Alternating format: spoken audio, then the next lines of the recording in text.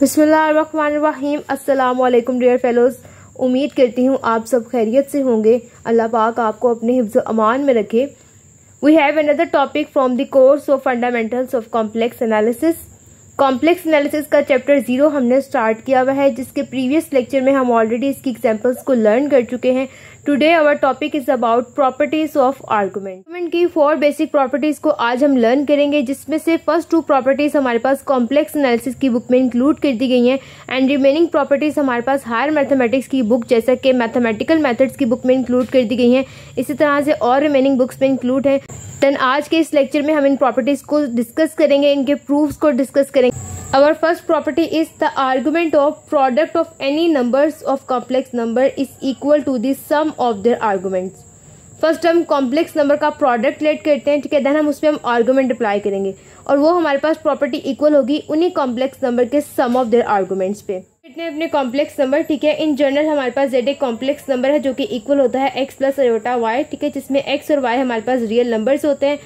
x हमारे पास real part होता है और y हमारे पास इमेजिनरी पार्ट होता है। अगर अपने इस कॉम्प्लेक्स नंबर को हम इन पोलर फॉर्म बात करें तो x हमारे पास इक्वल होता है r कोस थीटा के और y हमारे पास इक्वल होता है r साइन थीटा के, यानी कि z हमारे पास इक्वल होता है x प्लस अयोटा y, ठीक है। देन हम x और y की इनकी जगह वैल्यूज पुट करते हैं तो ये हो जाएगा r cos theta plus r aorta sine theta, ठीक है। अगर हम cos theta plus iota sine theta, ठीक है।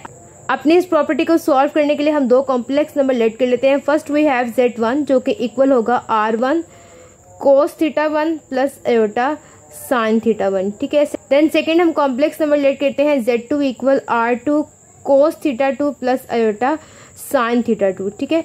हमारी प्रॉपर्टी की लेफ्ट हैंड साइड कहती है कि हमने इन कॉम्प्लेक्स नंबर का प्रोडक्ट लेना है, देन उस पर आर्गूमेंट अप्लाई करना है। तो कॉम्प्लेक्स नंबर का हमने प्रोडक्ट लिया, उस पर हमने आर्गूमेंट अप्लाई किया और ये मेरे पास प्रॉपर्टी इक्वल होगी इन्हीं कॉम्प्लेक्स नंबर के सम ऑफ द आर्गूमेंट पे, यानी कि argument of z1 plus argument of z2, ठीक है। Equal to x plus iota y, ये हमारे पास है कॉम्प्लेक्स नंबर, ठीक है, जिसमें से r equal to modulus z होता है, ठीक है, जो कि कॉम्प्लेक्स नंबर का मॉडुलस कहलाता है, और थीटा जो कि इक्वल होता है tan inverse y over x, ये हमारे पास कॉम्प्लेक्स नंबर का आर्गूमेंट कहलाता है।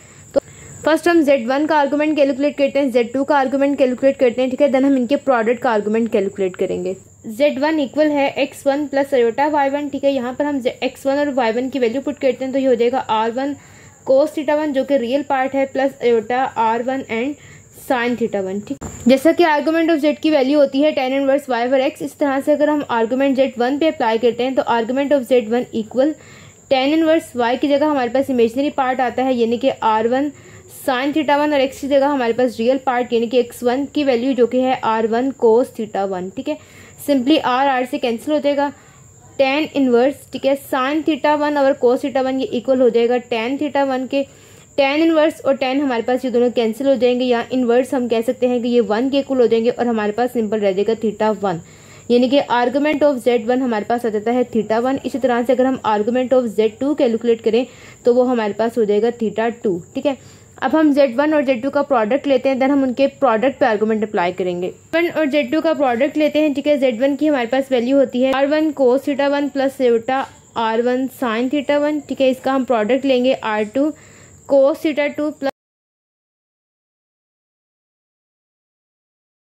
मल्टीप्लाई करते हैं। फर्स्ट हमारे पास आ जाएगा r1 r2 cos theta 1 and cos theta 2, ठीक है। सेकेंडली हमारे पास आ जाएगा iota r1 r2 cos theta 1 and sine theta 2, ठीक है। देन हम अपनी सेकंड टर्म को इन दोनों के साथ मल्टीप्लाई करते हैं तो सिंपली आ जाएगा plus iota r1 r2 sine theta 1 cos theta 2, ठीक है, plus iota square r1 r2 sine theta 1 and sine theta 2। Iota square की जगह हम उसकी वैल्यू को पुट कर देते हैं, r1 और r2 हमारे पास कॉमन आ जाएगा, कोस थीटा 1 कोस थीटा 2, ठीक है, प्लस अयोटा कोस theta 1 sign theta 2 plus sign theta 1, ये भी टर्म अयोटा के साथ है, कोस थीटा 2, ठीक है। इसकी जगह जब हम अयोटा स्क्वायर की वैल्यू लगाएंगे तो ये हो जाएगा माइनस। देन हम सिंपली रियल और इमेजिनरी पार्ट को सेपरेट कर लेते हैं, r1 r2 cos theta 1 cos theta 2, ठीक है। और हमारे पास सेकेंड रियल पार्ट ये है minus sign theta 1 and sine theta 2। अपनी इन दोनों टर्म्स में से हम आयोटा को कॉमन ले लेते हैं, प्लस आयोटा हमारे पास कॉमन आ जाएगा और टर्म हमारे पास रह जाएगी sine theta 1 cos theta 2 plus cos theta 1 and sine theta 2। इन दोनों टर्म्स की जगह हम अपने फॉर्मूले को यूज़ करते हैं, ठीक है। कोस अल्फा प्लस बीटा हमारे पास इक्वल होता है cos alpha cos beta minus sine alpha और साइन बीटा, ठीक है। ये फर्स्ट फॉर्मूला हमारे पास अपने रियल पार्ट की जगह पे यूज़ होगा। सेकंड हमारे पास फॉर्मूला होता है साइन अल्फा प्लस बीटा के, ठीक है, जो कि इक्वल होता है sine alpha cos beta plus cos alpha and sign beta. अपना ये सेकंड फॉर्मूला हमारे पास इस इमेजनरी टर्म की जगह पे यूज़ होगा। अपने इन फॉर्मूलाज को पुट करते हैं। R1 और R2 हमारे पास कॉमन है, ठीक है। यहाँ पर हमारे पास आ जाएगा कोस थीटा 1 प्लस थीटा 2, ठीक है, plus iota sine theta 1 plus theta 2। हमने Z1 और Z2 का प्रोडक्ट कैलकुलेट कर लिया है। देन सिंपली हम इस पे आर्गुमेंट को अप्लाई करते हैं। Z1 और Z2 पे आर्गुमेंट को अप्लाई करते हैं, ठीक है। Argument of Z1 and Z2, ठीक है, जो कि इक्वल हो जाएगा tan इनवर्स, ठीक है। y वाली टर्म की जगह इमेजिनरी टर्म आएगी, यानी कि R1 R2 sine theta 1 plus theta 2, ठीक है। और नीचे हमारे पास रियल पार्ट आएगा, यानी कि R1 R2 cos theta 1 plus theta 2, ठीक है। R1 R2 से कैंसिल हो जाएगा और साइन ओवर कोस हमारे पास tan में इक्वल हो जाएगा, तो ये सिंपली आ जाएगा tan इनवर्स tan और tan का एंगल हो जाएगा थीटा 1 प्लस थीटा 2, ठीक है। tan एंड tan इनवर्स हमारे पास कैंसिल हो जाएगा, सिंपली रह जाएगा थीटा 1 प्लस थीटा 2।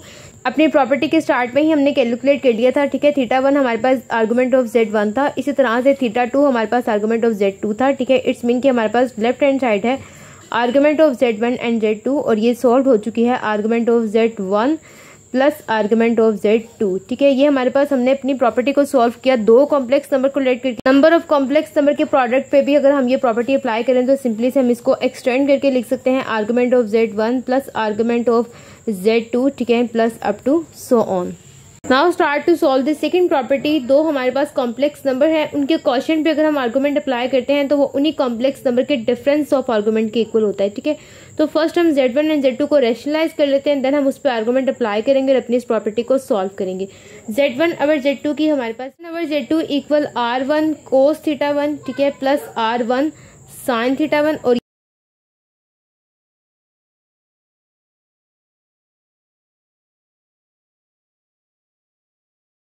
रैशनलाइज करने के लिए हम दोनों टर्म्स में से कॉमन ले लेंगे। नॉमिनेटर में से हम R1 को कॉमन ले लेंगे, हमारे पास टर्म रह जाएगी कोस theta 1 plus iota sine theta 1। इसी तरह से हम डिनोमिनेटर में से R2 को कॉमन ले लेंगे, टर्म रह जाएगी कोस theta 2 minus iota sine theta 2, ठीक है। देन हम इसको रैशनलाइज कर लेंगे, हमारे पास एज इट इज बाहर रह जाएगा। ऊपर हमारे पास टर्म है कोस theta 1 plus iota sine theta 1 और नीचे टर्म है कोस theta 2 plus iota sine theta 2।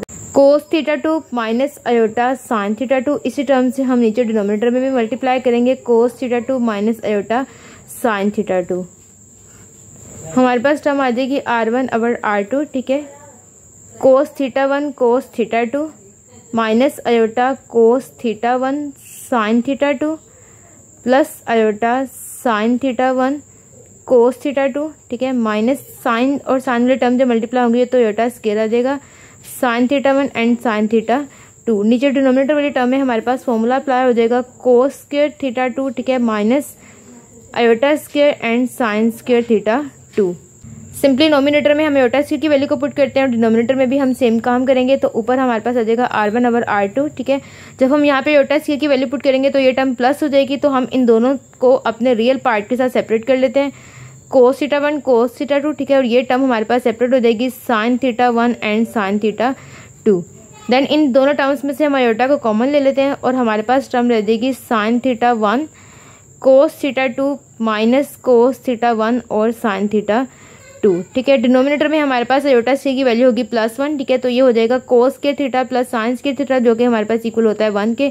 It's mean के डिनोमिनेटर हमारे पास कंप्लीट 1 आ जाए। तो हमारे पास है कोस थीटा 1 कोस थीटा 2, ठीक है, plus sign theta 1 and sine theta 2। ये हमारे पास एक फॉर्मूले के इक्वल होती है, जो कि है cos alpha cos beta plus sine alpha, ठीक है, एंड साइन बीटा। ये हमारे पास टर्म इक्वल होती है कोस अल्फा माइनस बीटा के, ठीक है। इसी तरह से जो ये सेकंड टर्म है ये हमारे पास साइन के फॉर्मूले को कंप्लीट करती है, sine alpha cos beta minus cos alpha, ठीक है, एंड साइन बीटा। तो ये हमारे पास फॉर्मूला कंप्लीट होता है साइन अल्फा माइनस बीटा का। सिंपली इनकी जगह इनके फॉर्मूलाज को पुट करते हैं, देन हम इस पे आर्गुमेंट को अप्लाई करते हैं।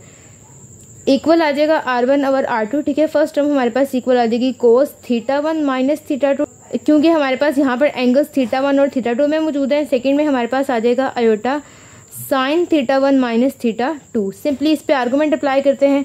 Argument of Z1 over Z2 equal tan inverse, ऊपर हमारे पास इमेजिनरी वाली टर्म आएगी और R1 ओवर R2 हमारे पास कॉमन है, तो ये हमारे पास दोनों टर्म के साथ आएगा। R1 ओवर R2 और हमारे पास इमेजिनरी टर्म यानी कि साइन θ1 माइनस θ2 में रियल पार्ट के साथ भी R1 ओवर R2 आएगा और रियल पार्ट हमारे पास हो जाएगा कोस θ1 माइनस θ2, ठीक है।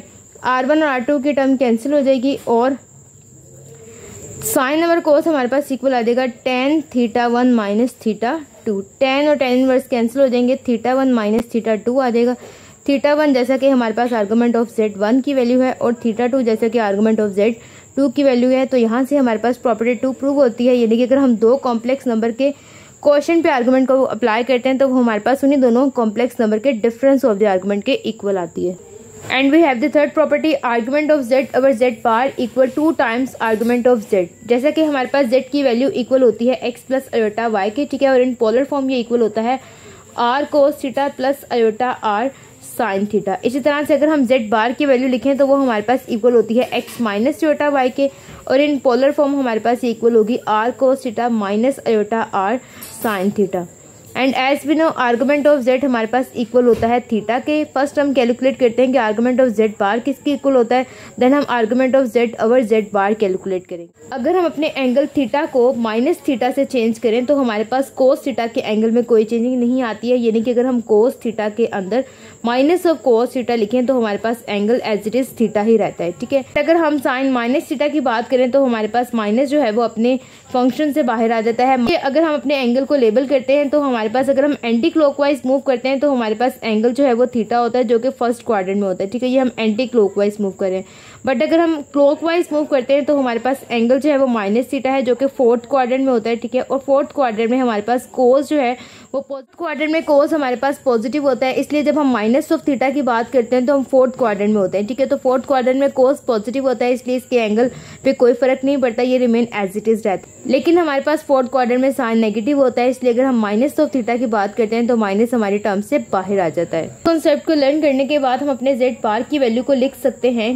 r of cos minus theta, ठीक है, माइनस आयोटा, माइनस को हम साइन के एंगल में ले जाते हैं r sine of minus theta, ठीक है। अब हम इसका आर्गुमेंट कैलकुलेट करते हैं। Argument of Z bar equal tan inverse, ठीक है, y वाली टर्म की जगह आ जाता है r साइन माइनस थीटा और नीचे आ जाता है r कोस माइनस थीटा, ठीक है। सिंपली r से कैंसिल हो जाएगा और हमारे पास साइन ओवर कोस जो है वो कन्वर्ट हो जाएगा tan ऑफ माइनस थीटा के, ठीक है। tan से कैंसिल हो जाएगा और आर्गुमेंट ऑफ Z बार हमारे पास इक्वल आ जाएगा माइनस थीटा के।